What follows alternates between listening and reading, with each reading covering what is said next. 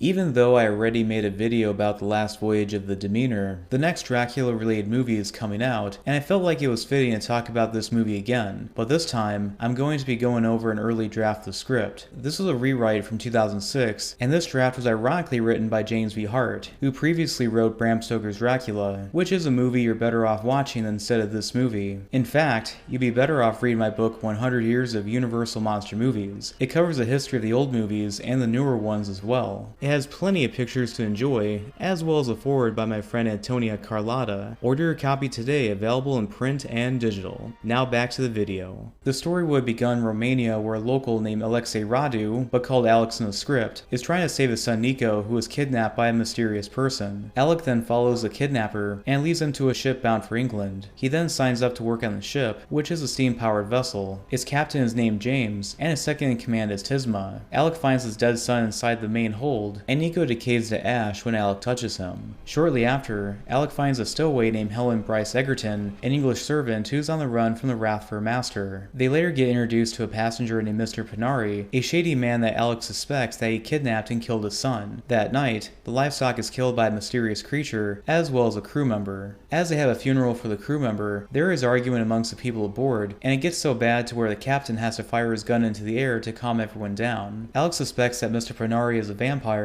but he sees him walking aboard the ship in daytime. After Mr. Pinari softens up to Helen, she goes through his letters and tells Alec that Mr. Pinari is a familiar to a vampire called Dracula, but he is also referred to as Nosferatu in the script. Dracula attacks Helen in the upper quarter of the ship, and she hurts Dracula by opening a porthole to let sunlight in. Dracula gets away, but a crew member named Blake becomes a possessed menace. Alec then gets a gun and shoots him dead, but when Mr. Pinari tries to kill his master by pouring holy water into one of the boxes of earth, Dracula kills Mr. Pinari for betraying him. Around that time, a storm hits the ship, and Dracula feeds upon more crew members. The remaining people aboard hatch a plan to sink the ship, while Alec and Helen kiss to confess their feelings for each other. While the remaining people fight back against Dracula, the vampire kills some of them. While Alec has a chance to kill him, he decides to go after Helen after she falls into the water and tries to save her from drowning. While the fate of Alec and Helen is up to the imagination of the audience, the ship then crashes ashore. The movie was to then end with narration directly quoting Dracula by Bram Stoker, and Dracula in his wolf form moving away from the wreckage. But do you know what makes this movie even more frustrating? Is the fact that it had a lot of deleted scenes that should have been kept in. I get why they cut a few of them, and I'm happy that they did, but they should have kept in the rest. Not only was the opening much better with showing the name of the ship was a better option than some cheap jump scare, but the main character would have been better too. There was a subplot where he kept taking rocks as mementos as places where he was at, and it would have paid off with him arriving back home to pay his respects to his father who passed away. This would have given him a much better reason to return home, and it would have made his character more interesting, as opposed to the more contemporary cliche that they went with. I was offered a position by post.